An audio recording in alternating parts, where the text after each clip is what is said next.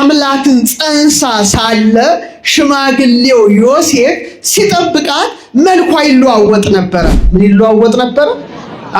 ኦ ድንግል ኦ መገነት ዘተከላ የማነ እግዚአብሔር ወአጽጋየ ኃይለ መንፈስ ወአፍሬ ጽላሎታ ቢላታል። ሊቁ አባ ጊዮርጊስ የአብ ቀኝ የተከላት የመንፈስ ቅዱስ ኃይል እንድታብብ ያደረጋት እውነተኛዋ የሕይወት ዛፍ ማን ናት?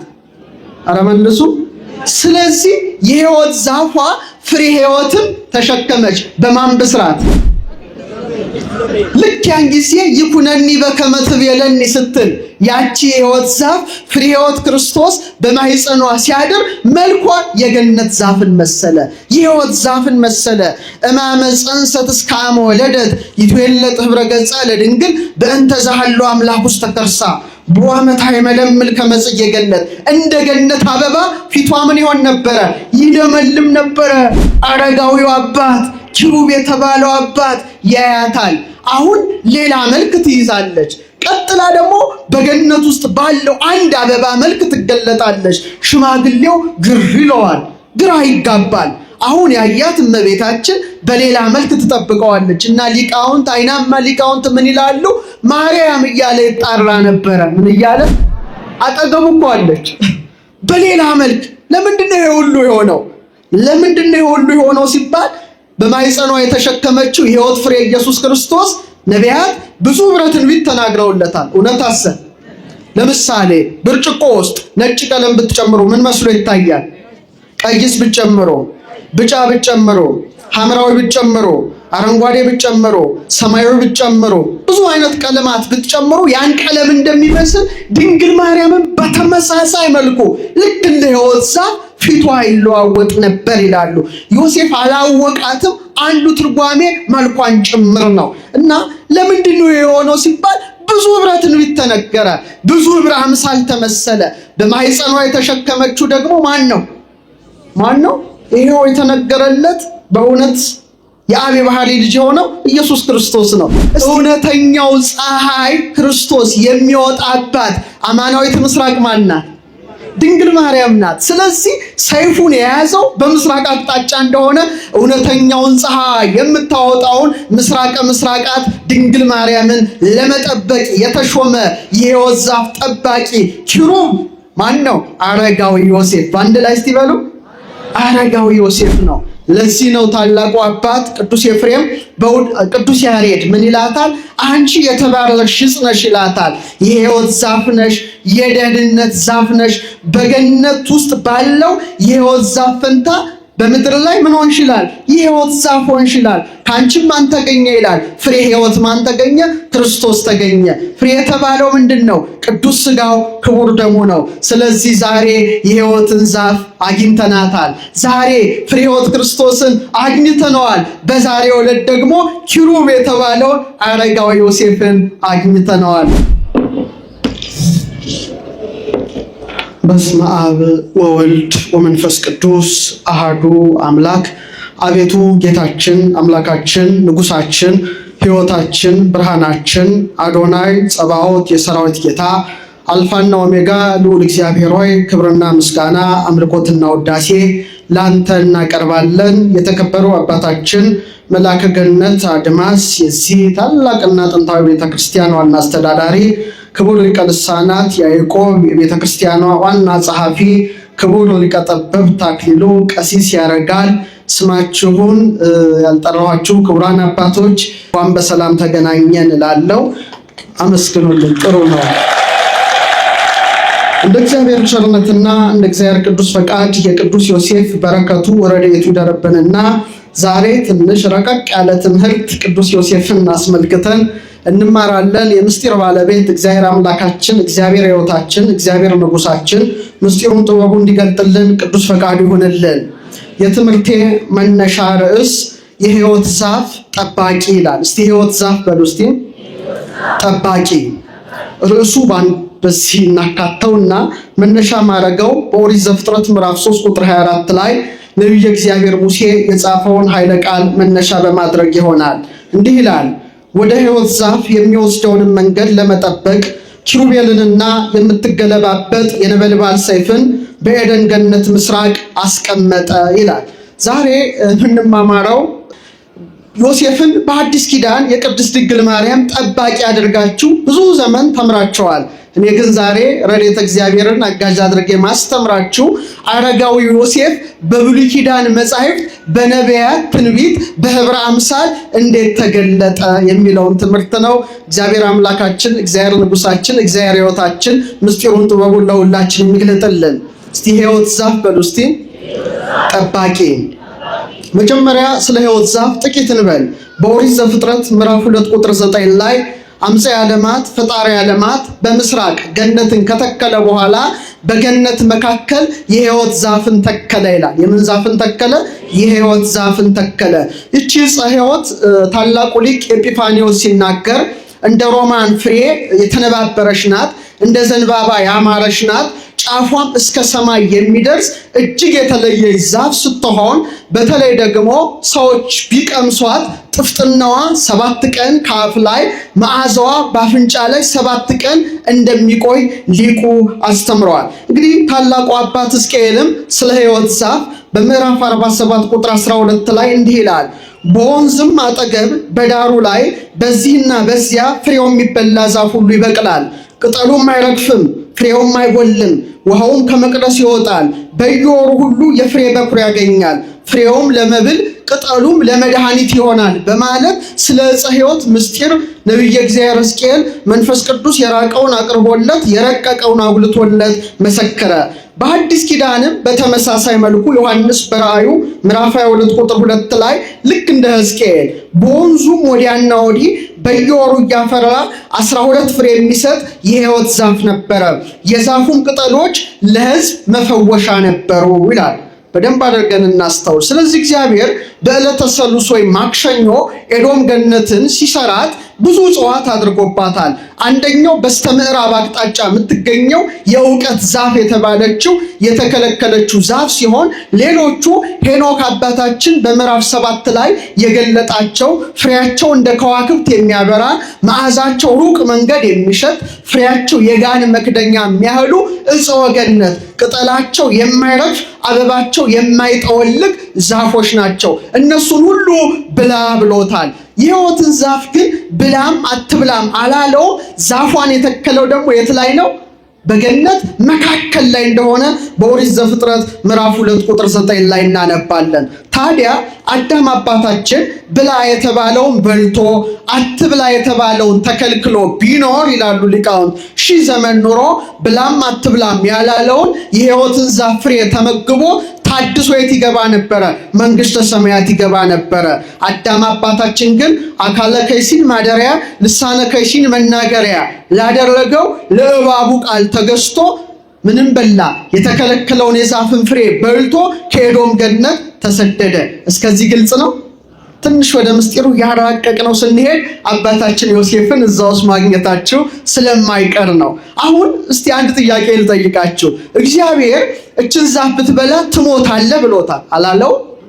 ግን አልሞተም። አዳም አልሞተም። ምናልባት ከእግዚአብሔር ተለይቶ ሊሆን ይችላል። አካላዊ ሞት ግን አልመጣበትም።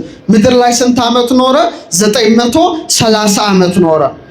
1000 ዓመት ሊሞላው ስንት ዓመት ቀረው? 70 ዓመት ቀረው። እዚህ ላይ ማስተዋል ያለባችሁ ትልቁም ነገር አለ። በእግዚአብሔር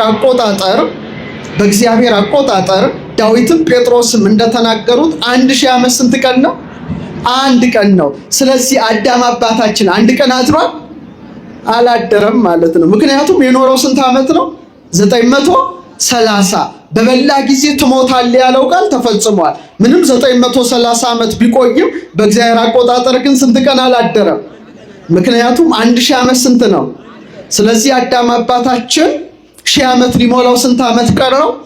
70 ዓመት ሲቀረው የ1000 ዓመት ዛሬ ብሔረ ብፁዓን ላሉት ቅዱሳን ሲሰጥ ቀሪዋ 70 ዓመት ደግሞ ለኔና ለእናንተ ተሰጥታለች ማለት ነው። ግልጽ ነው። ዳዊት እድሜያችን ስንት ነው አለ?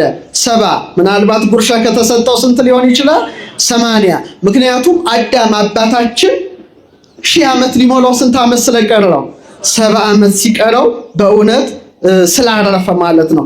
አሁን አዳም ከኤዶም ገነት እንደወጣ አንድ ትእዛዝ አንድ መልአክ ይታዘዛል። እንዲህ ይላል ዘፍጥረት 3 ከ22 እስከ 24 አሁንም እጁን እንዳይዘረጋ ደግሞ ከሕይወት ዛፍ ወስዶ እንዳይበላ ለዘላለምም ሕያው ሆኖ እንዳይኖር ስለዚህ እግዚአብሔር አምላክ ከኤደን ገነት አስወጣው። የተገኘባትን መሬት ያርስ ዘንድ አዳምን አስወጣው። ወደ ሕይወት ዛፍ የሚወስደውን መንገድ ለመጠበቅ ኪሩቤልንና ማንን? ኪሩቤልንና የምትገለባበጥ ራሱን ቃሉን አስተውሉ። የምትገለባበጥ አስቦ የነበልባል ሰይፍን በኤደን ገነት በምስራቅ አስቀመጠ ይላል። ስለዚህ አዳም ተመልሶ ምንን ይበላል? የሕይወት ዛፍን ቢበላ እየታደሰ ስለሚኖር እግዚአብሔር ምን አደረገው? አስወጣውና ያችን የሕይወትን ዛፍ ፍሬውን የተሸከመች የሕይወትን ዛፍ በማን አስጠበቀ? በምትገለባበጥ ሰይፍ አስይዞ በኪሩብ ወይም በኪሩቤል አስቀመጠ ይላል። እየሰማችሁ ነው? አሁን በደንብ አድርጋችሁ አስተውሉ። ስለዚህ አዳም የሕይወትን ዛፍ ተከለከለ ማለት ነው። ያ የሕይወትን ዛፍ ቢበላ ምን ይሆናል? ዳግመኛ ይታደሳል። ታዲያ እግዚአብሔር አምላክ ያንን የሕይወትን ዛፍና የሕይወትን ፍሬ አልከለከለውም። በኋላ ዘመን ፍሬ ሕይወት ሆኖ የተገለጠ ማን ነው? ኢየሱስ ክርስቶስ። የሕይወት ዛፍ ማን ናት? ድንግል ማርያም። እና በደንብ ስናስተውል በገነት መካከል ምንን ተተከለች? የሕይወትን ፍሬ የተሸከመች የሕይወትን ዛፍ በምን መካከል? በገነት መካከል እንደነበረ ሁሉ ድንግል ማርያምም የተገኘች በማዕከለ ምድር በኢየሩሳሌም በማኅፀኗ ፍሬ ሕይወት ክርስቶስን የተሸከመች የሕይወት ዛፍ ከሐናና ከኢያቄም ተገኘች። ክብር ለዚች የሕይወት ዛፍ። አዎ በደንብ አስተውሉ። በገነት መካከል የሕይወትን ፍሬ የተሸከመች የሕይወት ዛፍ እንደነበረች በማዕከለ ኢየሩሳሌም ወይም በምድር መካከልም በነበረች በኢየሩሳሌም ከተማ ማን ተገኘች? የኔና የናንተ ንግሥት ወላዲተ አምላክ ቅድስት ድንግል ማርያም ተገኘች። ከሷም ማን ተገኘ? እውነተኛው የሕይወት ፍሬ ኢየሱስ ክርስቶስ ተገኘ። ስለዚህ በሕይወት ዛፍ ምትክ ድንግል ማርያም ስትተካ፣ በፍሬ ሕይወት ምትክ ማን ተተካ? የክብር ባለቤት ክርስቶስ የሰጠን ቅዱስ ሥጋውና ክቡር ደሙ ተተካ። ታዲያ ያቺ የሕይወትን ፍሬ የተሸከመች የሕይወት ዛፍ በማን ተጠበቀች? በኪሩቤል። እስቲ በሉ በኪሩቤል ተጠበቀች ማለት ነው። ኪሩብ የምትገለባበጥ የእሳትን ሰይፍ ይዞ ይጠብቃት እንደነበረ ፍሬ ሕይወት ኢየሱስ ክርስቶስን በማኅፀኗ የተሸከመች የሕይወት ዛፍ ድንግል ማርያም ደግሞ በማን ተጠበቀች? በታላቁ አረጋዊ በቅዱስ ዮሴፍ ተጠበቀች። ክብር ለዚህ ታላቅ አባት፣ ንጽሕናው እንደ መልአክ የሆነ። ስለዚህ ታላቁ ሊቅ ቅዱስ ኤፍሬም ምን ይላል መሰላችሁ? ኪሩብ አለ፣ ኪሩብ ሰይፉን አስወገደ። በኪሩብ ምትክ ማን መጣ አለ? አረጋዊ ዮሴፍ መጣ አለ። በገነት የተከለከሉትን የሕይወት ፍሬ ከማን አገኙት? ከቅድስት ድንግል ማርያም አገኙት። እሷ ማንን ወለደች? ፍሬ ሕይወት ኢየሱስ ክርስቶስን ወለደች። በማኅፀኗ ፍሬውን ተሸክማለችና ከጽዕለት ከውግረት ሊያድናት ማን ተተካ? የምትወዱት አባት ቅዱስ ዮሴፍ ተተካ። ክብር ለዚህ አባት። የሕይወት ዛፍ ጠባቂ ሆነ ማለት ነው። እንደገና በደንብ አስተውሉ። ኪሩቤል የያዘው የእሳት ሰይፍ ምንድናት ብያቸዋለሁ? የምትገለባበጥ። እስቲ በሉ። አዎ መልአኩ የያዘው ሰይፍ የምትገለባበጥ ናት። መገለባበጥ ምን ማለት ነው? በወዲያ በወዲህ በዚህ በዛ አራቱን ማዕዘን የምትሽከረከር ናት።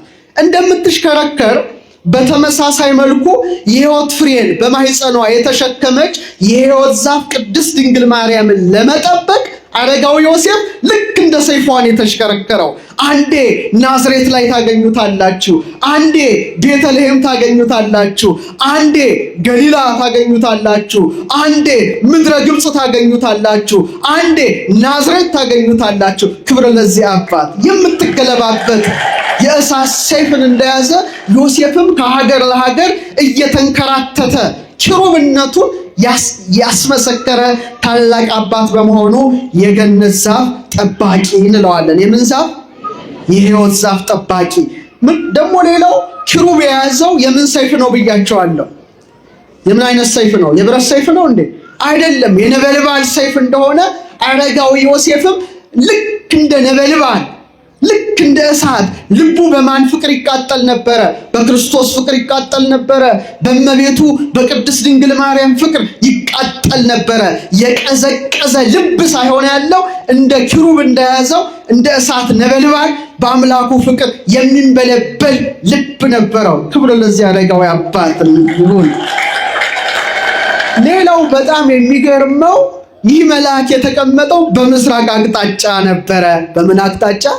በምስራቅ ነው የሚለው መጽሐፉ ለይቶ። ወደ ምስራቅ ምን በሉ ተመልከቱ። ከምስራቅ ምን ይገኛል?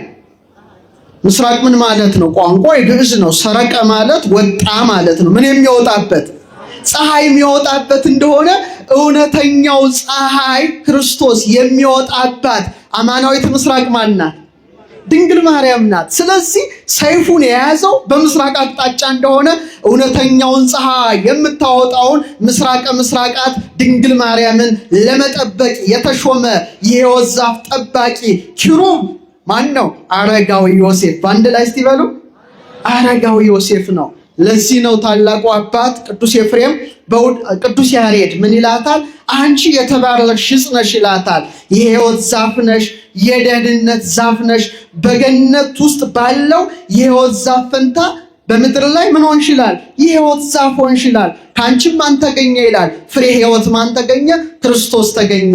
ፍሬ የተባለው ምንድን ነው? ቅዱስ ሥጋው ክቡር ደሙ ነው። ስለዚህ ዛሬ የሕይወትን ዛፍ አግኝተናታል። ዛሬ ፍሬ ሕይወት ክርስቶስን አግኝተነዋል። በዛሬው ዕለት ደግሞ ኪሩብ የተባለውን አረጋዊ ዮሴፍን አግኝተናቸዋል። ቅዱስ ቤተሰቦችን ማለት ነው። ስለዚህ ድንግል ማርያም በገነት ዛፎች በሕይወት ዛፍ ስለምትመሰል አምላክን ጸንሳ ሳለ ሽማግሌው ዮሴፍ ሲጠብቃት መልኳ ይለዋወጥ ነበረ። ምን ይለዋወጥ ነበረ? ኦ ድንግል ኦ መገነት ዘተከላ የማነች እግዚአብሔር ወአጽጋየ ኃይለ መንፈስ ወአፍሬያ ጽላሎታ ይላታል ሊቁ አባ ጊዮርጊስ። የአብ ቀኝ የተከላት የመንፈስ ቅዱስ ኃይል እንድታብብ ያደረጋት እውነተኛዋ የሕይወት ዛፍ ማን ናት? ኧረ መልሱ። ስለዚህ የሕይወት ዛፏ ፍሬ ሕይወትን ተሸከመች። በማን ብስራት? ልክ ያን ጊዜ ይኩነኒ በከመ ትቤለኒ ስትል ያቺ የሕይወት ዛፍ ፍሬ ሕይወት ክርስቶስ በማኅፀኗ ሲያድር መልኳ የገነት ዛፍን መሰለ፣ የሕይወት ዛፍን መሰለ። እማመ ጸንሰት እስከ አመ ወለደት ይትዌለጥ ኅብረ ገጻ ለድንግል በእንተ ዛሃሎ አምላክ ውስተ ከርሳ በዓመት አይመለምል ከመጽጌ ገነት። እንደ ገነት አበባ ፊቷ ምን ይሆን ነበረ? ይለመልም ነበረ። አረጋዊው አባት ኪሩብ የተባለው አባት ያያታል። አሁን ሌላ መልክ ትይዛለች። ቀጥላ ደግሞ በገነት ውስጥ ባለው አንድ አበባ መልክ ትገለጣለች። ሽማግሌው ግር ይለዋል፣ ግራ ይጋባል። አሁን ያያት እመቤታችን በሌላ መልክ ትጠብቀዋለች እና ሊቃውንት አይናማ ሊቃውንት ምን ይላሉ? ማርያም እያለ ይጣራ ነበረ። ምን እያለ? አጠገቡ እኮ አለች በሌላ መልክ። ለምንድነው ይሄ ሁሉ የሆነው? ለምንድነው ይሄ ሁሉ የሆነው ሲባል በማኅፀኗ የተሸከመችው የሕይወት ፍሬ ኢየሱስ ክርስቶስ ነቢያት ብዙ ዕብረ ትንቢት ተናግረውለታል። እውነት አሰብ። ለምሳሌ ብርጭቆ ውስጥ ነጭ ቀለም ብትጨምሩ ምን መስሎ ይታያል? ቀይስ ብትጨምሩ፣ ብጫ ብትጨምሩ፣ ሐምራዊ ብትጨምሩ፣ አረንጓዴ ብትጨምሩ፣ ሰማያዊ ብትጨምሩ፣ ብዙ አይነት ቀለማት ብትጨምሩ ያን ቀለም እንደሚመስል ድንግል ማርያምን በተመሳሳይ መልኩ ልክ እንደ ሕይወት ዛፍ ፊቷ ይለዋወጥ ነበር ይላሉ። ዮሴፍ አላወቃትም። አንዱ ትርጓሜ መልኳን ጭምር ነው። እና ለምንድነው የሆነው ሲባል ብዙ ዕብረ ትንቢት ተነገረ፣ ብዙ ዕብረ አምሳል ተመሰለ። በማኅፀኗ የተሸከመችው ደግሞ ማን ነው? ይሄው የተነገረለት በእውነት የአብ የባህሪ ልጅ የሆነው ኢየሱስ ክርስቶስ ነው። እስቲ ብዙ ተነገረ ስንል አረጋዊ ዮሴፍ ብዙ መልኳን አይቷልና እስቲ እናንተን ልጠይቃችሁ። ለምሳሌ ነቢያት እሷን ሰማይ ሲሉ ልጇን ምን አሉ? ፀሐይ በሉ እንጂ አይዟችሁ። እሺ እሷን ደመና ሲሉ እሱን ምን አሉት? በቃ እንደዛ ነው መልኳ ነው። እንከ ከመና ልዕላ ለዛቲ ደመና ብርሃን እንተ ጾረቶ ለማየ ዝናብ ንጹሕ። እሷን ቤተ ስብሐት ሲሉ ልጇን ምን አሉ? የምስጋና ጌታ። እነማ? እነ ሄኖክ። እሷን ፔካ ዙፋን ሲሉ ልጇን ምን አሉ? አዶናይ። እነማ? እነ ሄኖክ። እሷን ሐረግ ሲሉ ልጇን ምን ይሉታል?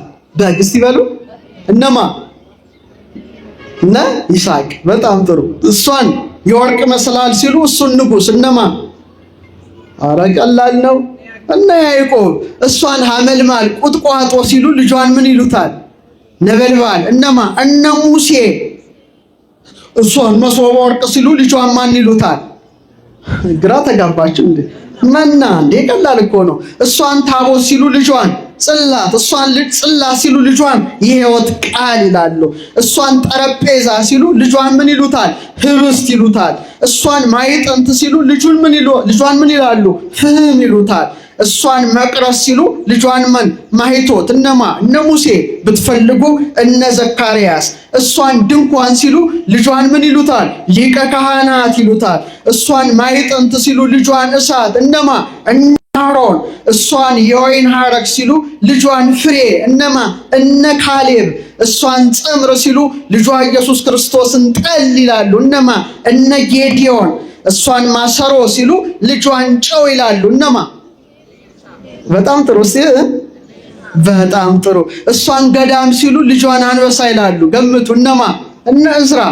እሷን ተራራ ሲሉ ልጇን ድንጋይ ይላሉ እነ ዳንኤል። እሺ እሷን ረጅም ዙፋን ሲሉ ልጇን ንጉስ እነ ኢሳይያስ። እስቲ በሉ እሺ። እሷን ገነት ሲሉ ልጇን ተክል ወይ እሷን ጉልጓስ ሲሉ ልጇን ውሃ እነ ሰሎሞን።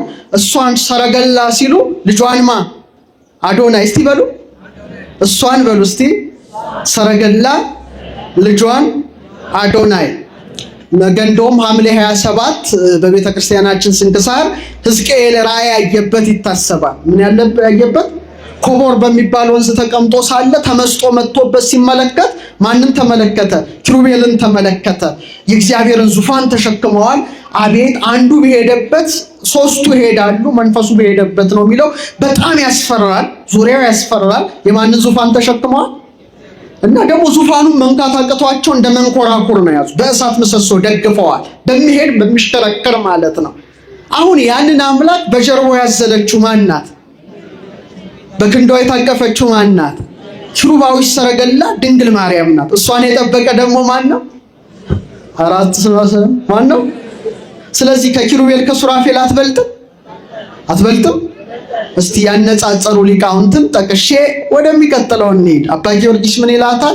አንቺ ከኪሩቤል ትበልጫለሽ። ወትፈደፍዲም ሱራፌል፣ ከሱራፌልም ትልቂያለሽ።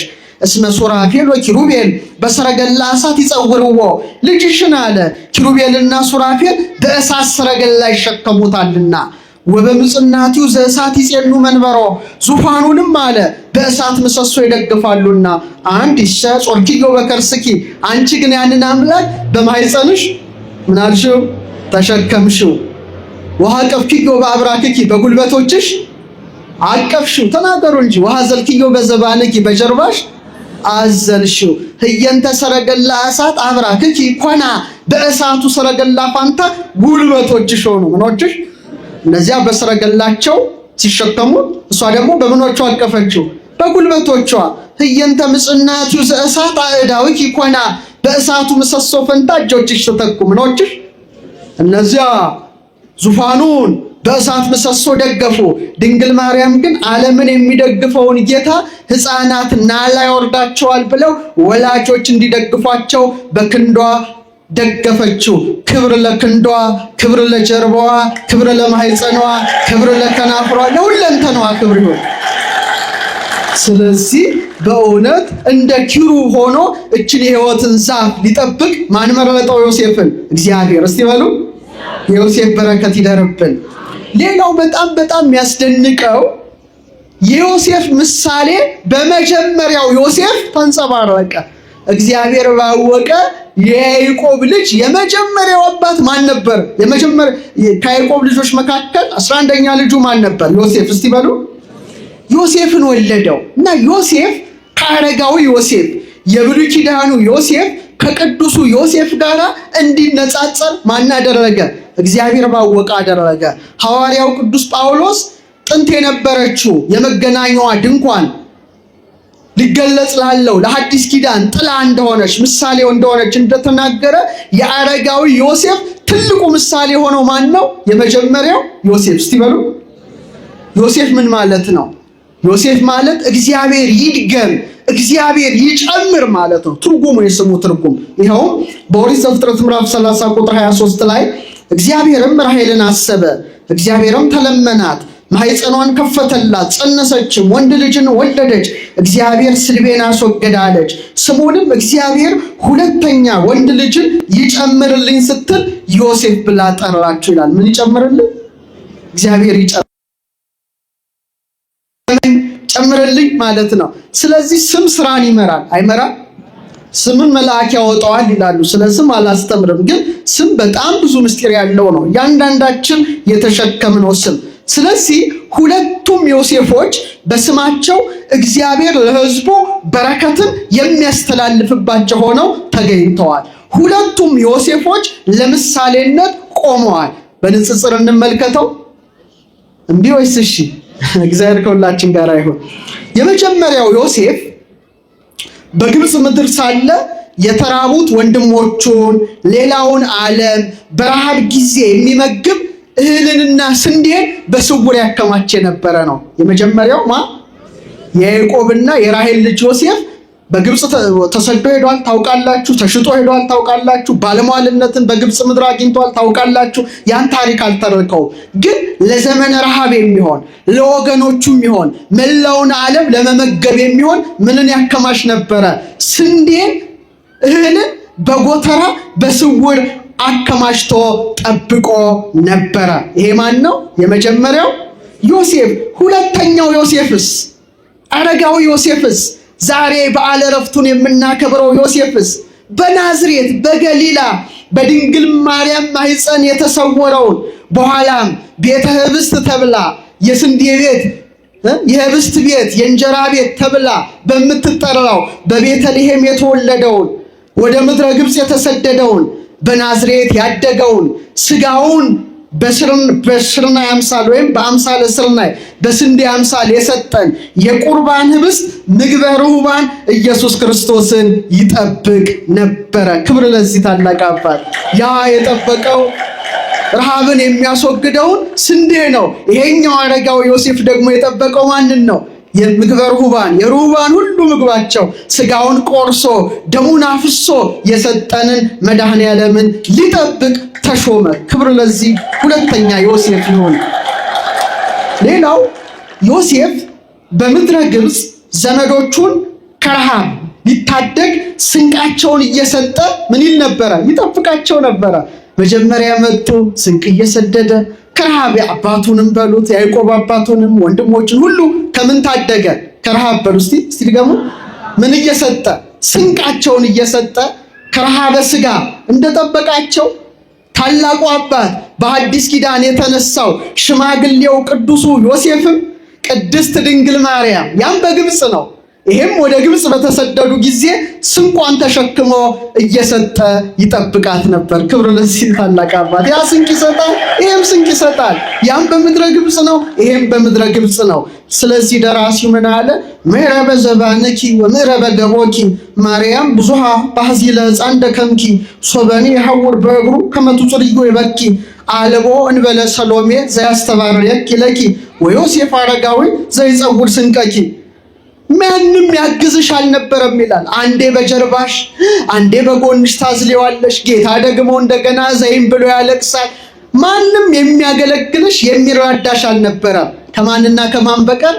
ከሰሎሜና ስንቅሽን ከሚሸከም ከዮሴፍ በቀር። ክብር ለዚህ አባት። ስንቅ ተሸካሚ ሆኖ ተገለጸ ማለት ነው። አያችሁ፣ እግዚአብሔር ስራውን ባወቀ ሰርቶታል።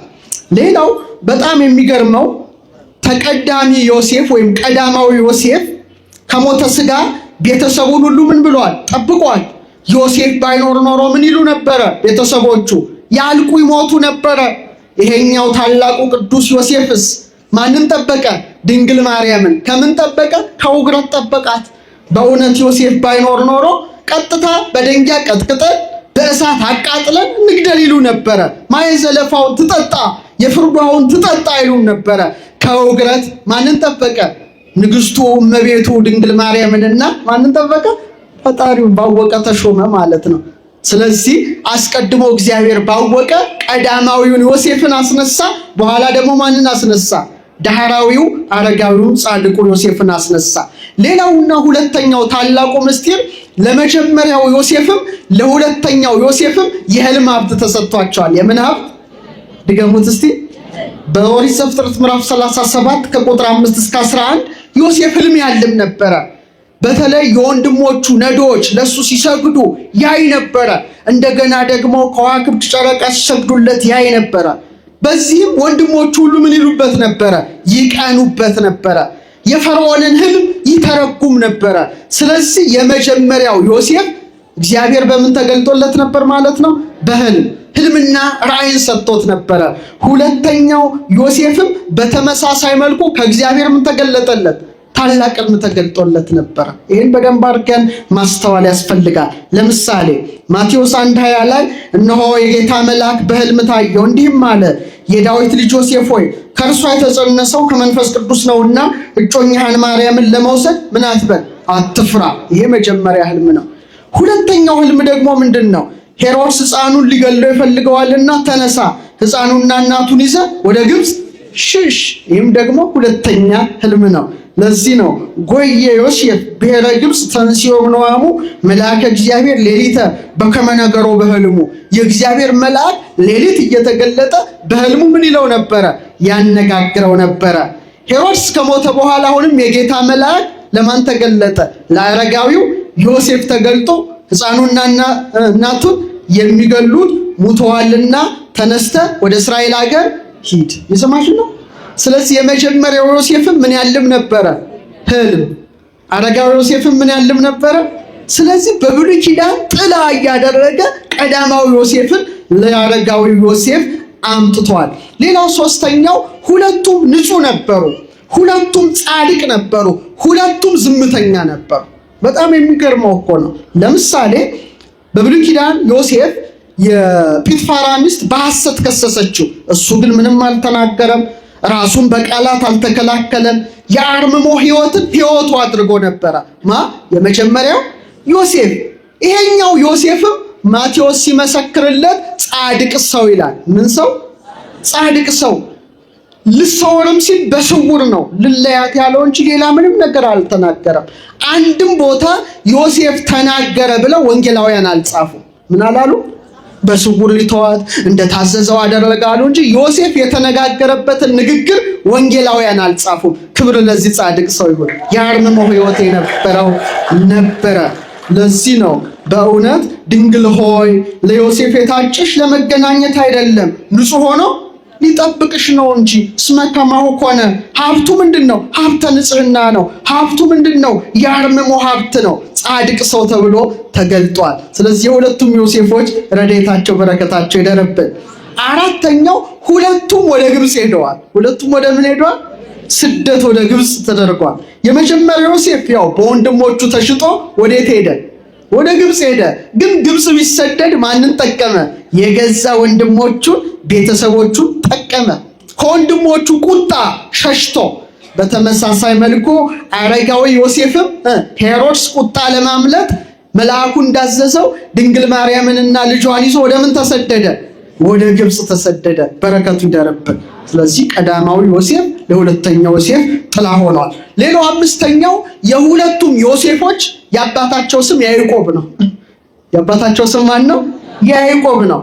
በደንብ አስተውሉ እዚህ ላይ በጣም ይገርማል። ስለዚህ ዮሴፍ ከቤተ ይሁዳ የተወለደ የሶስት ቤት ወገኗ ነው ማለት ነው። ለማ ለድንግል ማርያም በረከቷ ይደረብን። ለምሳሌ መገናኛው ጉንዱ ማን ነው? አልዓዛር ይባላል። ማቲያንና ቅስራን ይወልዳል። ማቲያን ያዕቆብን፣ ያዕቆብ የሚባለው ደግሞ ማንን ወለደ? ዮሴፍን ወለደ። ቅስራ ኢያቄም፣ ኢያቄም ማንን? እመቤታችን። ከትውልድ ገብቶ የተቆጠረላት ማን ነው? ድገሙ እስቲ። ማን ነው? ዮሴፍ በሉት እስቲ። ስሙን ጥሩ። ዮሴፍ። አያችሁ፣ በጣም ይገርማል። ስለዚህ የመጀመሪያው ዮሴፍም አባቱ ያዕቆብ ነው። ይሄኛውም ዮሴፍ አባቱ ማን ነው? ያዕቆብ በመባል ይታወቃሉ።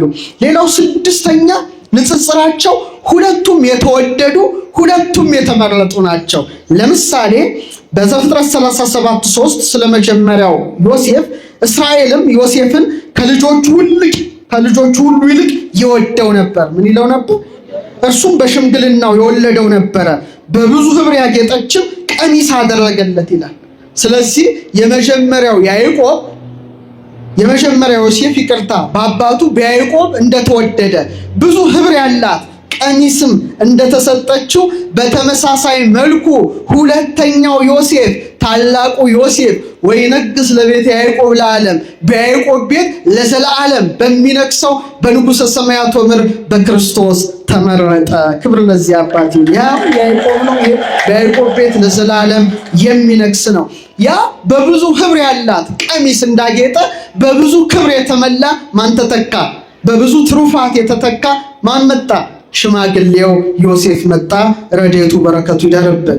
ስለዚህ ዮሴፍ በምሳሌ መጀመሪያ የሕይወት ዛፍ ጠባቂ በሆነው በኪሩብ ተመሰለ።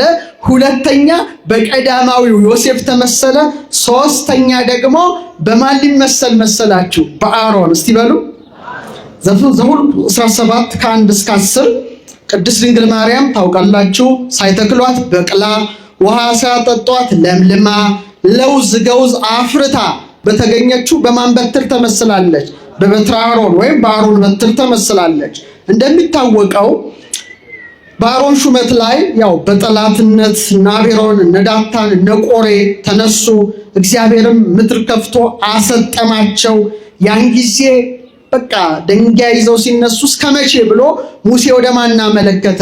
ወደ እግዚአብሔር። ወደ ማን አመለከተ? ከዛ እግዚአብሔር እንዲህ ይለዋል፣ ቃል በቃል ላንብብላችሁ። እያንዳንዱ ከ12ቱ ነገደ እስራኤል 12 በትር ውሰድ፣ እያንዳንዱን ስም በየበትሩ ላይ ጻፍ። በሌዊ በትር ላይ የአሮንን ስም ጻፍ። እኔ ካንተ ጋር በምገናኝበት በመገናኛው ድንኳን ውስጥ በምስክሩ ፊት አኑራቸው። የመረጥሁት ሰው በትሩ ታቆጠቁጣለች። የማን የመረጥሁት ሰው? እስቲ በሉ ድገሙት እስቲ። ይሄን አስተውሉ። አሁን የመረጥኩት ሰው በትር ምን ትላለች? ታቆጠቁጣለች አለው። እርሱም እንዳለው 12 በትሮችን ሰብስቦ ደብተራ ኦሪት ገብቶ በቀዳማይ ሰዓተ ሌሊት አግብቶ ሲጸልይበት አድሮ ጠዋት 12 ሰዓት ቆይታ በኋላ ቢያወጣ የአሮን በትር ሳይተክሏት በቅላ ውሃ ሳያጠጧት ለምልማ አብባ አፍርታ ተገኘች እና እግዚአብሔርም ምልክት ትሁን አለ። ምን ትሁን አለ?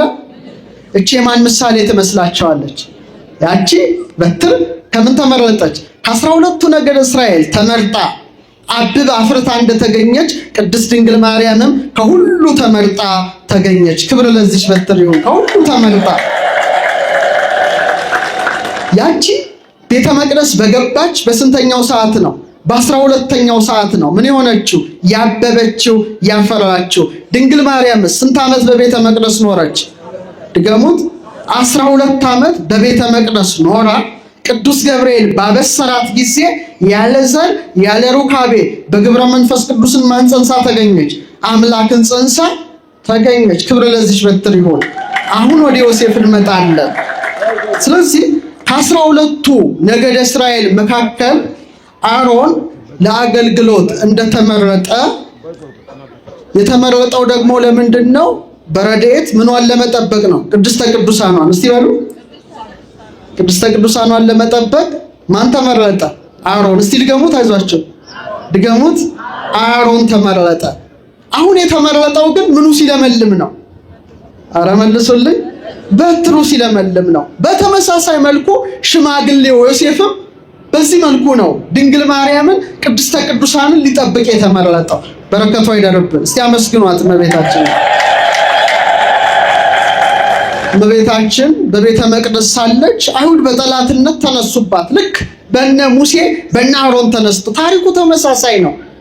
ያን ጊዜ ወለተ እስራኤል እንደምን ሆነሽ ልትኖሪ ትወጃለሽ አላት። እኔ ከእግዚአብሔር በቀር የማውቀው አለኝ? ወደ እግዚአብሔር አመልክትልኝ አለችው። ያን ጊዜ ዘካርያስ ቤተ መቅደስ ገብቶ ሙሴን ነው የመሰለው። ማንን ነው የመሰለው? ልክ እንደ ሙሴ ነው። ሙሴ በዘካርያስ ይመሰላል፣ ዮሴፍ ደግሞ በአሮን ሊመሰል ነው። ቤተ መቅደስ ገብቶ ቢያመለክት ምን አለው? ከቤተ ይሁዳ። ያ ከቤተ ሌዊ ነው። አሁን ታሪኩ ይለወጣል። ከቤተ ይሁዳ ሚስቶቻቸው የሞቱባቸውን በትራቸውን ሰብስበ አስቆጥረ እንዳይሳሳት ስማቸውን በየበትራቸው ጽፈ ቤተ መቅደስ ተመሳሳይ ነው ታሪኩ። በቀዳማይ ሰዓተ ሌሊት አግብተ ጠዋት አውጣ ብሎ ቢያዘው ልክ እንደ አሮን በትር የዮሴፍን በትር ለምልማ አብባ አፍርታ ተገኘች። ክብር ለዳግማዊ አሮን። በጣም እኮ ይገርማል። በትሯ እመቤታችን ናት። አበባው ሃይማኖቷ ነው። ፍሬው ማን ነበረ? የወልደ እግዚአብሔር የክርስቶስ ምሳሌ ነበረ። ስለዚህ ዮሴፍ ማንን እንዲጠብቅ ተመረጠ? የመጀመሪያው አሮን ምንን ነው የሚጠብቀው? ቅድስተ ቅዱሳን። እስቲ በሉ ድገሙት እስቲ። ይሄኛው ሽማግሌው አረጋዊው ደግሞ ማንን ነው የሚጠብቀው? ጽርሐ ቅዱሳቱ ለወልድ የተባለች ቅድስተ ቅዱሳን ማንን? ድንግል ማርያምን ለመጠበቅ ተሾመ። የዛም በትሩ ለመለመች፣ የዚህም በትሩ ለመለመች። ያ በሙሴ ይሄኛው በዘካርያስ። ክብር ለዚህ አረጋዊ አባት። ጥላውን አስቀድሞ እግዚአብሔር አድርጓል። እና የአሮን በትር ብቻ ሳይሆን የዮሴፍ በትር መለምለሟ ሁለት ምክንያት አለው። ምን ምክንያት አለው? ሁለት። አንደኛው ኢሳይያስ 11 ላይ ትወጽእ በትር ምስለ እሴይ፣ ከእሴይ ስር በትር ትወጣለች ይላል። ምን ትወጣለች? ከሷም አበባ ይወጣል። እስቲ ተርጉሙ። በትሯ ማን ናት? እመቤታችን። አበባው ማን ነው? ኢየሱስ ክርስቶስ ነው። መጀመሪያ የለመለመው የማን በትር ነው? የአሮን። እስቲ በሉ እሱ ከማን ነገድ የተወለደ ነው? ከሌዊ። እስቲ በሉ ይሄኛው ደግሞ ከማን ነገድ የተወለደ ነው? ከነገደ ይሁዳ። ስለዚህ አጠቃላይ ሀብተ ክህነት ከነገደ ሌዊ ወጥታ ወደ ማን ገባች? ወደ ነገደ ይሁዳ ገባች በዮሴፍ አማካይነት። ክብር ለዚህ አባት። ተለወጠ ታሪክ። ምክንያቱም ያዕቆብ በደንብ አስተውሉ። ስንት ልጆች አሉት? 12። እስቲ በሉ ድገሙት። ስንት ወሮች አሉ? በጣም ጥሩ። አሁን ማሰብ ያለባችሁ እዚህ ጋር ነው። በጣም ትልቅ ምስጢር ነው የምነግራችሁ። ሌዊ ስንተኛ ልጁ ነው? 3። እስቲ በሉ ድገሙት። 3 ሶስተኛ ልጁ ነው። ሮቤል፣ ስምዖን፣ ሌዊ። ይሁዳስ 4ኛ። ከነገደ ይሁዳ የመጣው ማን ነው? ዮሴፍ። በሉ አይዟችሁ፣ ጌታም የይሁዳ ነገድ ነው። አሁን እዚህ ላይ በደንብ አድርገን ስናስብ ፀሐይ፣ ጨረቃ፣ ከዋክብት የተፈጠሩት በስንተኛው ዕለት ነው? አይዟችሁ በ4ኛው። እስቲ ድገሙት። በጣም ምስጢሩ እዚህ ላይ ያለ ጉዳይ ነው። በ4ኛው ዕለት የበረደውን የሚያሞቅ የጨለመውን የሚያስለቅቅ የተሰወረውን የሚገልጥ ምን መጣ? ፀሐይ። በ4ኛው ዕለት። ይሄ ምን ያመለክታል? እውነተኛው ፀሐይ ከነገደ ይሁዳ የተወለደው ከድንግል የተወለደው እሱ ማን ነው? ክርስቶስ ነው አይደለም? ልክ በ4ኛው ክፍለ ዘመን ላይ መጣ። ዘመነ አበው አለፈ 1፣ ዘመነ መሳፍንት አለፈ 2፣ ዘመነ ነገሥት አለፈ 3፣ ዘመነ ካህናት መጣ። ስንት? ጌታ የተወለደው በስንተኛው ነው? በ4ኛው ነው። እንደገና ያዕቆብ 12 ልጆች ወልዷል። የመጀመሪያው ሮቤል ነው፣ አልተወለደም። ሁለተኛው ስምዖን ነው፣ አልተወለደም። 3ኛው ሌዊ ነው፣ በትሩ እንድታብብ እንድታፈራ አደረገ፣ ግን አልተወለደም። 4ኛው ማን ነው? ይሁዳ። ልክ በ4ኛው ትውልድ ከነገደ ይሁዳ ከተገኘች ከአማናዊት ምስራቅ እውነተኛው ፀሐይ ክርስቶስ ወጣ። ምስጋና ለስሙ ነው። ዮሴፍም በትሩ ለምልማ ክህነት ከሌዊ ወጥቶ ወደ ነገደ ይሁዳ እንደመጣ አጠየቀ። ይህን ምልክት የሰጠን ሽማግሌው ዮሴፍ ነው። ክብር ይግባው። በጣም ሌላው ጌታ የተወለደው በስንተኛው ወር ነው? 4ኛው አይደል? ስለ ፍጥረት የተጀመረበት ይላሉ። መስከረም 1፣ ጥቅምት 2፣ ኅዳር 3፣ ታኅሳስ። ሐሰሰ ማለት ምን ማለት ነው? ፈለገ። እስቲ በሉ ፈለገ። ሐሰሰ ፈለገ። ሐሲሳ ሲሶት ንዑስ አንቀጹ መፈለግ። ሰብአ ሰገል አይቴ ሀሎ ዘተወልደ ንጉሥ አይሁድ፣ የተወለደው ንጉሥ ወዴት አለ? እስመ ርኢነ ኮከበ ዚአሁ። በምስራቅ አያችሁ፣ የእሱን ኮከብ በምስራቅ አይተን ለእሱ ልንሰግድ መጥተናል ብለው መሲሁን አስሰው አገኙት። ሲያገኙት ደግሞ ሽማግሌው ዮሴፍም ነበረ። ክብር ለዚህ አባት። በጣም ይገርማል። ስለዚህ ዮሴፍ ከነገደ ይሁዳ ተወለደ። ከምን ተወለደ? ለዚህ ነው ዮሴፍን መልአኩ ምን አለው? የዳዊት ልጅ ዮሴፍ ሆይ ይለዋል። እስቲ የዳዊት ልጅ በሉ። ዮሴፍ ሆይ። ኢየሱስ ክርስቶስ የዳዊት ልጅ ተብሏል አይደለም? ዮሴፍም የዳዊት ልጅ ተብሏል። የዳዊት ልጅ ወልደ ዳዊትን እንዲጠብቅ ተሾመ። የዳዊት ልጅ እግዚአብሔር ዳዊትን እንዲጠብቅ ተመረጠ።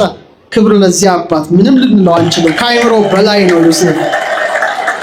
ሌላው የመጨረሻው ዮሴፍ የተገለጠው ደብዳቤ ወይም መጽሐፍን በሚቀበል ሰው አምሳል። እስቲ መጽሐፉን በሉ እስቲ። የተቀበለ የአደራ ሰው እሱ ማን ነው? ዮሴፍ። ይሄን የገለጠልን ኢሳይያስ ነው ስለ ዮሴፍ በምዕራፍ 29 ከቁጥር 11 እስከ 12 ድንግል ማርያምን በታላቅ መጽሐፍ መስሎ ማን ያሳየዋል? እግዚአብሔር ያሳየዋል። መጽሐፏን ደግሞ የሚቀበል አድርጎ ማንን ያሳየዋል? ዮሴፍን ያሳየዋል። እስቲ ኃይለ ቃሉን እናንብበው። ራእዩም ሁሉ ይላል እንደታተመ መጽሐፍ ቃል ሆኖባችኋል። ማንበብን ለሚያውቅ ይህንን አንብብ ብለው በሰጡት ጊዜ እርሱ ታትሟል፣ ማንበብ አልችልም ይላቸዋል። ደግሞ መጽሐፉን ማንበብ ለማያውቅ ይህን አንብብ ብለው በሰጡት ጊዜ እርሱ ማንበብ አላውቅም። ግራ ያጋባል አይደል? መጽሐፏ ምን ብላለች? ታትማለች። እስቲ በሉ። ስውር ናት፣ ውስጧ ቃል ተጽፎባታል። የታተመች ደብዳቤ ናት። ለነቢዩ የምትታየው ጭንቅ ናት። እቺ ደብዳቤን ለማወቅ ለመመርመር እጅግ ይከብዳል እና ለዋቂ ሰው ምኑን ይሰጡታል? መጽሐፏን። እስቲ በሉ። ከዛ እንዴት ያንብብ? ምን ስለሆነች? ስለታተመች። እስቲ በሉ እንዳትረሱ። ከዛ ደግሞ አያውቅምና ደግሞ ለሌላ ሰው እችን መጽሐፍ ኧረ እኔ ማንበብ አላውቅም ይላል። ስለዚህ ለአዋቂው ላላዋቂው የተሰወረች መጽሐፍ ናት። ማን ትሆን? ጥሩ፣ እስቲ እንመልከታት። ያቺ ደብዳቤ ቃል የተጻፈባት መጽሐፍ ማንም ገልጦ ሊከፍታት ማንም ገልጦ ሊያነባት እንደማይችል ሁሉ አካላዊ ቃል ክርስቶስን በማህፀኗ የተሸከመች ቅድስት ድንግል ማርያምም ቅድመ ጸኒስ ቅድመ ወሊድ፣ ጊዜ ጸኒስ ጊዜ ወሊድ፣ ድህረ ጸኒስ ድህረ ወሊድ ማኅተመ ድንግልናዋ የማይለወጥ የታተመች መጽሐፍ ነበረች። ክብር ይግባት። ለኢሳይያስ ተገለጠች እና መጽሐፉ ለኢሳይያስ ይሏታል ሊቃውንት። የኢሳይያስ የታተመች ምን መጽሐፍ? እንደውም አባ ጊዮርጊስ እንዲህ ይላታል። እስቲ ገልጦ በሉ እስቲ።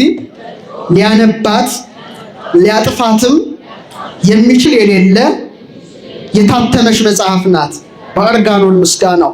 አሁን ይሄ ሊቅ አባ ጊዮርጊስ በረከቱ ይደረብን፣ ተቀባዩ ያችን መጽሐፍ የተቀበላት ቅዱሱ ጻድቁ ዮሴፍ እንደሆነ በመጽሐፈ ምስጢር ላይ እንዲህ ተረጉማል።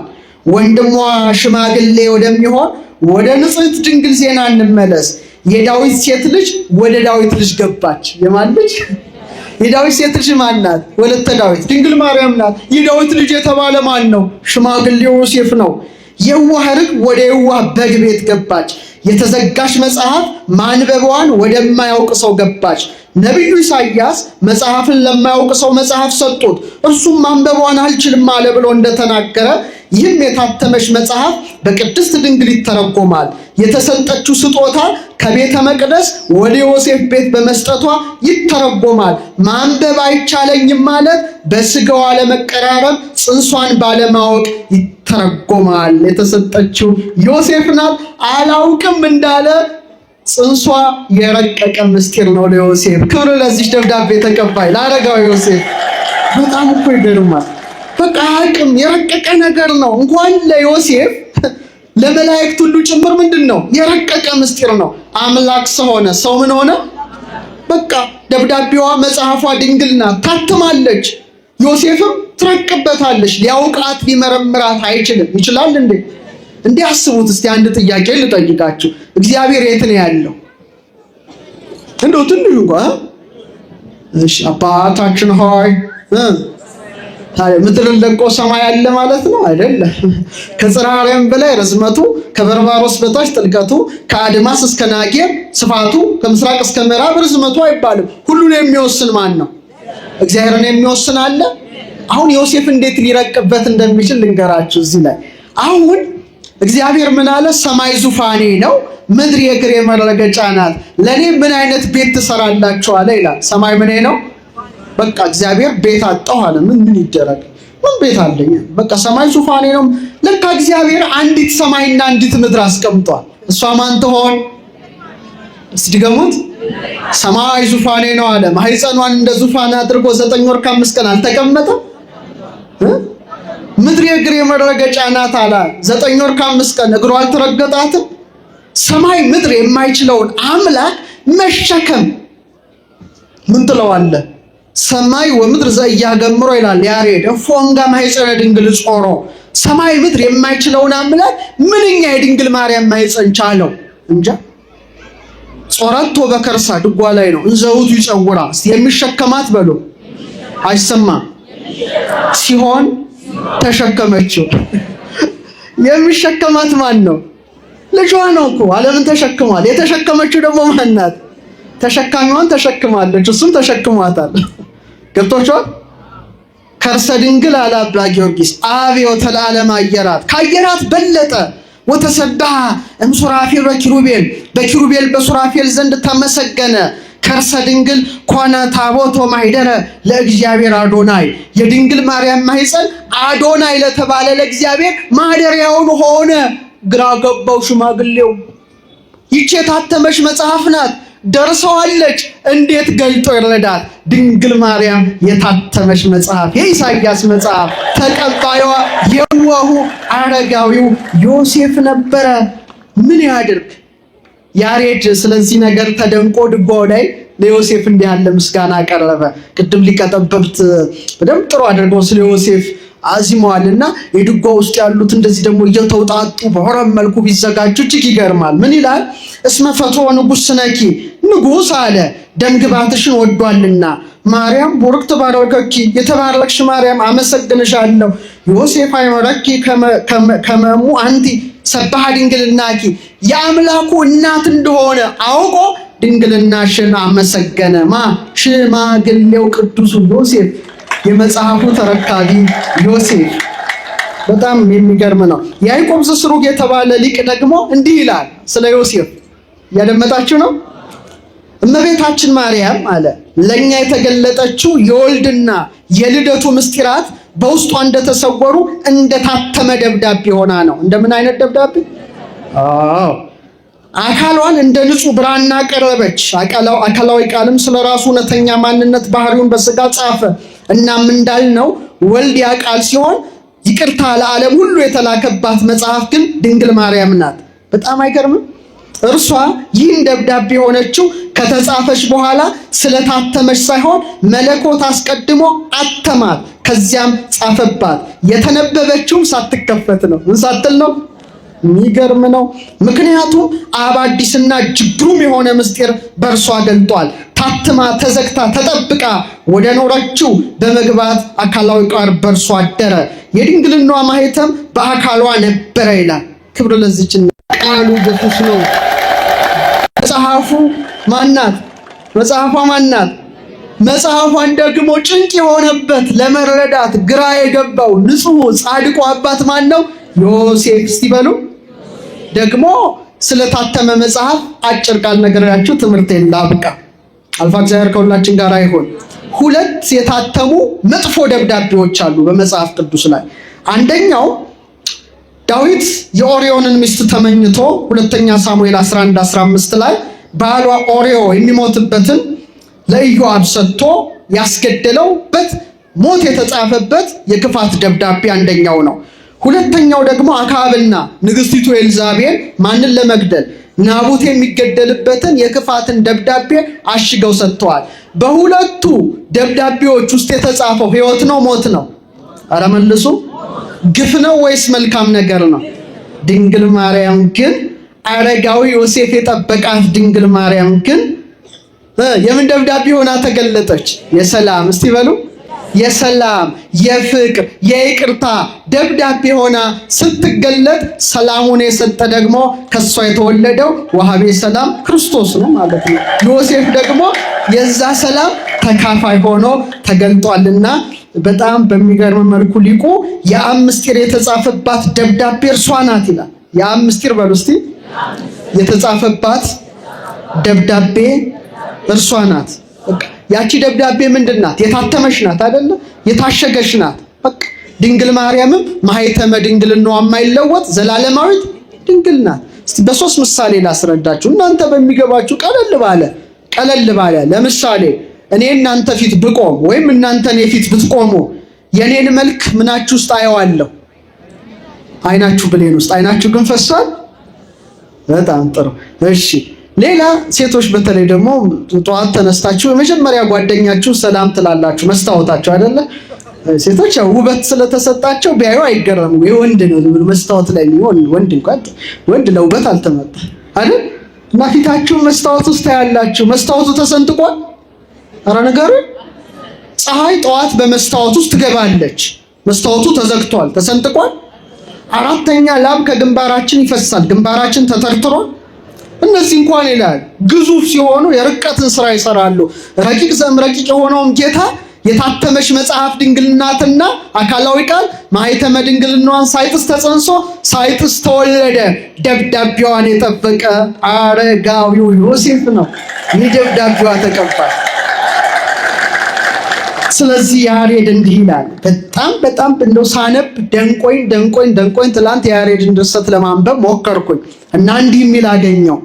ፀሐይ ዘሙጣህያ ከዋክብት መላትያ ወርታይ ተገሪያ ዮሴፍ አይመራ ከመእሙ ለዘፈጠራ ገሊላ ታፈቅራ ናዝሬት ታከብራ። እስቲ አብረን በል መደረቢያዋ በሉ እስቲ። አይሰማም። ፀሐይ ነው፣ ጉንጮቿ ከዋክብት ናቸው፣ ጨረቃም ከእግሮቿ በታች ነው። ዮሴፍም የፈጠራት ፈጣሪ እናት እንደሆነች አወቃት። ገሊላ ትወዳታለች፣ ናዝሬትም ታከብራታለች። ክብር ለዚች እናት። በጣም ሲደንቅ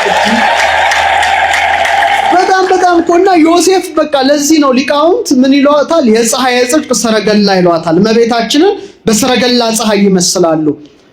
ፀሐዩ ማን ነው? ይሄን ፀሐይ ደግሞ ለማገልገል የተመረጠ ማን ነው? ዮሴፍ። ስለዚህ ምን ይሉታል? መልኳን አላወቀም። በቃ በጣም እኮ ሙሴ ለምሳሌ ዘጸአት 34:30 ላይ ከእግዚአብሔር ጋር ተነጋግሮ ሲመጣ ፊቱ ያበራ ነበር። ምኑ ያበራ ነበር? ትንሽ ብርሃን እግዚአብሔር ጠብ አደረገበት። እስራኤል ፊቱን ማየት አቅቷቸው ተገልበብለነ አረ ሙሴ ተሸፋፈነ ይላሉና ፊቱን እንዲህ ተሸፍኖ ነበር የሚያወራው። ምኑን ማየት አቅቷቸው? አረ መልሱ። ሙሴ ኃላፊ ብርሃን ነው እግዚአብሔር ጠብ ያደረገበት።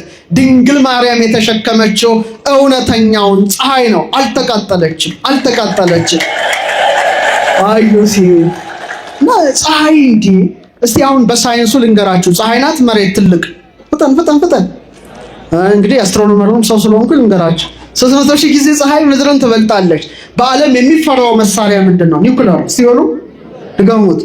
ራሻ ወደ 7,000 ኒውክሌር አላት። አሜሪካ ከ5,000 በላይ ኒውክሌር መሳሪያ አለ። እንዳይተኩሱ እንጸልያለን። ቢሊየን ሰው ነው የሚያልቀው። ቀላል አይመስልህ። እንደ ቀልድ አይደለም። የጦር ዜና በጣም ከባድ ነው። በአንደኛው የዓለም ጦርነት 28 ሚሊዮን ሰው አልቋል። በሁለተኛው የዓለም ጦርነት 60 ሚሊዮን ሰው አልቋል። አሁን አይጀመር እንጂ ቢጀመር ቢሊዮኖች ነው የሚራግፉት እንደ ቅጠል። መሳሪያው ከባድ ነው። እንደምታስቡት አይደለም፣ ከባድ ነው። እየሰማችሁ ነው? አሁን ወደ መሬታችን ለመምጣት ነው በጣም እዚህ ውስጥ የምገባው። አሁን ለምሳሌ ፀሐይ ከኒውክሌር ጋር እናነጻጽራት ትፈልጋላችሁ? እሺ ባናነጻጽራትም አልበርት አንስታይን ምን ይላል? አንድ ቦታ አስተምሬዋለሁ። 3ኛው የዓለም ጦርነት በምን እንደሚነሳ አላውቅም፣ 4ኛውን አውቃለሁ። ስንተኛው? 4ኛው ሊሆን የሚችለው ጦርነቱ አለ አሄድ ኦፍ ሂዝ ታይም ነው። ከጊዜው ቀድሞ አይቷል። በእንጨትና በድንጋይ ነው ጦርነቱ አለ። ምን ማለቱ ነው? 3ኛው በኒውክሌር ነው አይደል? ሆነ ኒውክሌር ከተተኮሰ የምታየው ህንፃ የለም፣ አይዞህ የለም፣ የምታየው ፎቅ ሁሉ የለም። ተደርምሶ ሰዎች አልቀው የተረፉት እንደ ቃየል ዘመን ወደ ኋላ ተመልሰው የሚፋለሙት በምንድን ነው? ስለዚህ ከባድ ነው ኒውክሌር ነው። ግን ፀሐይ ወደ 100 ሚሊዮን ኒውክሌር ቦምብ የሚያህል ኃይልን በሰከንድ ውስጥ ሪአክሽን ታደርጋለች። ሃይድሮጅንን ወደ ሂሊየም። መላእክት እንኳን ይላል ማየት ተስኗቸው ነበር ይላል። የመጀመሪያዋን ያውም ቀንሶላት እምነ ብርሃን ብርሃነ መጠን ሀቲ ስርናይ እላልበስክሙ ነገሥተ ሰማይ ለወር ወለ ፀሐይ ግናይ ለክሙ ይላል። ከፍሎ ነው። አስቡት እስቲ ፀሐይ የ3 ደቂቃ ኃይሏ የምድሩን ውቅያኖሶች ያተናል። 6 ደቂቃ ብትመጣ መሬታችን ግልብጥብጧ ይወጣል። እግዚአብሔር ባወቀ ምንን አራቀ? ድንግል ማርያም እኮ የተሸከመችው ፀሐይን ሳይሆን የፀሐይን ፈጣሪ ክብር ግባት እናታችን አልተቃጠለችም። ፀሐይ አይደለም የፀሐይን ፈጣሪ እንዴ! አስባችሁታል? አሁን ጧፍ የምታበሩ ሴቶች ያለው እዛ ጋር እስቲ ወንድ፣ አንቺ ወንድ አይደለችም ሴት ነሽ ለካ። ጣትሽን እስቲ እዛ ጋር ሁለት ያበራሽ እጅሽን ክተቺና ሽልማት ልስጥሽ። 1 ደቂቃ እኮ ነው 200 ብር ውስጥ አትስማሚ? እሺ 1000 ለአንድ ደቂቃ እቺ ጧፍ ተመልከቱ። ጣታችንን ጧፍ እሳት ላይ እንኳን ለአንድ ደቂቃ ማድረግ አንችልም። ድንግል ማርያም እኮ የተሸከመችው እሳት ሚካኤል ማይቀርበው፣ ገብርኤል ማይቀርበው፣ ኪሩብና ሱራፊ እንዳይቃጠል ክንፉን የሚዘረጋለትን ታላቁን እሳት ተሸከመች። አልተቃጠለችም። ፀሐዩን ተሸከመች፣ አልነደደችም። ዮሴፍ ያያል። በቃ ይሄን ምስጢር ያያል። ቅዱስ አባት ከዚህ ምስጢር ተሳታፊ ነው። በቃለ ኃይሉ ይላል ያሬድ ድጓን ጥንጥቀስ በቃለ ኃይሉ ዘይፌትት በረደ ድንግል በከርሳ ግመረት ነደ እምግርማ እበዩ ሙሴ ዘሬደ እሞ ወላዲቶ ኮነቶ ገሃደ። ሙሴ ሲና ተራራ ላይ የተንቀጠቀጠለት ነዲዱን እሳት ክረምት በረዱን የሚፈረካክስ ነዲዱን እሳት ድንግል ማርያም በማህፀኗ ተሸከመችው። እናቱን ወላጁን ሆነችው። ዮሴፍ ደግሞ የተደነቀ ንግስቱን ማየት ጀመረ። ክብር ለዚህ አባት። ይሄ አባት ነው እና እኔ ቅዱስ ያሬድ እንደው ያለው ቃል እጅግ ይገርማል። ገሊላ በሉስቲ አይሰማም። ትወዳታለች፣ ናዝሬትም ታከብራታለች። የዚህ ቤተክርስቲያን ስም ምንድነው? ደብረ ገሊላ ነው አይደል? ገሊላ ታፈቅራ። ደስ ይበላችሁ። ገሊላ ታፈቅራታለች። እነ ሊቀ ጠበብት ይሄንን ደግሞ እየቋኙ ባቋቋሙ በወረቡ ብታሳምሩት ደግሞ የበለጠ የቁም ዜማውን ወደዚህ ወደ ጸናጽሉ መልሶ ደግሞ ለክብረ በዓሉ እንዲህ አይነት ግሶች ደግሞ እያስገቡ በጣም በሰላሙም በምኑም የጸፉ ቢያምር። አቤት ገሊላ በሉስቲ ታፈቅራ፣ ናዝሬት ታከብራ። ዮሴፍ ደግሞ የፈጣሪው እናት እንደሆነች ምን አለ? አወቀ። ክብር ለፀሐይ ጽድቅ ሰረገላ ለተመለከተው ለአረጋዊ ዮሴፍ። በመጨረሻም በአንድ ደቂቃ ውስጥ ቤት አሁን ፀሐዩ መጣ። እስቲ በሉ ጨረቃዋ ደግሞ ማናት? ስርዓተ ሰማይ ተሰራ በዲበ ምድር ይለዋል። እንደው ዮሴፍን ሲያነሳ የሰማይ ስርዓት ምድር ላይ ተሰራ። ምን ላይ ተሰራ? ቤተልሔም ሰማይን መሰለች አለ። በሰማይ ምን አለ? ፀሐይ። እስቲ በሉ ጨረቃ፣ ከዋክብት። እንደ ፀሐይ ማን ሆነ? ኧረ ተናገሩ። ኢየሱስ ክርስቶስ ፀሐያችሁ። እንደ ጨረቃስ? ሙሉ ጨረቃ ድንግል ማርያም ናት። አንድ ቀን እስቲ መጥቼ ስለ ጨረቃና ስለ እመቤታችን ላስተምራችሁ እችላለሁ። ንጽጽር አላቸውና ያቺ ሙሉ እንደሆነች ማኅተመ ድንግልና ያልጎደለች ማን መጣች? እመቤታችን። እንደ ከዋክብት ደግሞ ማን ተገኙ? መላእክት። እስቲ በሉ አሁን ልብ አድርጋችሁ ተመልከቱ። ቤተልሔም ውስጥ ዳርና ዳር ምን አለ? አህያ በሉ እስቲ። ሌላስ? ላም። ዮሴፍ ስንተኛ? 3። ቆይሽ ላም 1 በሉ ቁጠሩ። አህያ፣ ዮሴፍ፣ ሰሎሜ በድምሩ ስንት ሆኑ? 4 ሆኑ። እና አባ ጊዮርጊስ ሲያደንቅ ምን ይላል? እኔ አለ የከብቶቹን በረት አለ እንደው የጽርሐ አርያም ይመስለኛል በሰማይ በዙፋኑ ዙሪያ 40 እንስሳ እንዳሉ ቤተልሔምንም ስመለከት አለ ዮሴፍን አየዋለሁ፣ ሰሎሜ እንዳር ሆናታለሁ፣ አህያውን እመለከታለሁ፣ ላሙን እመለከታለሁ። ስንት ነገር! አይ ዮሴፍ ከኪሩብ አንዱ ነው። በረከቱ ይደርብን። ስለዚህ በከተማችን በአዲስ አበባ ዮሴፍ የመጀመሪያው ነው አይደል? ከዚህ በላይ አይቼ ሰምቼ አላውቅምና ስለዚህ የሕይወት ዛፍ ጠባቂ ነው ማለት ነው። እዚህ ቦታ ያለ ማን ጠባቂ? የሕይወት ዛፍ በሉስቲ ጠባቂ። የተቀደሰችውን የታተመችውን መጽሐፍ በአደራ የተቀበለ ታማኝ፣ በጎ፣ መልካም አገልጋይ ማን ነው? ቅዱስ ዮሴፍ። በረከቱ ይደረብን። ስለዚህ እኔም ዛሬ በተቀደሰው ደብረ ገሊላ ነው ደብረ ናዝሬት ታፈቅራ ገሊላ ታከብራ ነውና ደብረ ናዝሬት መጥቼ ለማገልገል በመብቃቴ ደስ ይለኛል። እንደውም የኔ መምህር ድሮ እዚሁ ቅርብ ነበሩ። ሊቃውንት ታፈሰ መጻሕፍተ ሊቃውንት ተቡሻር ያስተማሩኝ ዘመዴ ነበሩ። እዚሁ እናንተ አጥቢያ ነበሩ፣ እየመጡ ያስቀድሱ ነበር አይደል? አውቃቸዋላችሁ። አሁን በሕይወተ ሥጋ የሉምና በረከታቸው እንግዲህ ደረብን። እዚህ ስመጣ እሳቸውን ማንሳት ማሰብ ግድ ስለሆነ ነው። ሰላም እግዚአብሔር ከሁላችን ጋር ይሁን። የቅዱስ ዮሴፍ በረከት ይደረብን። ወስብሐት ለእግዚአብሔር።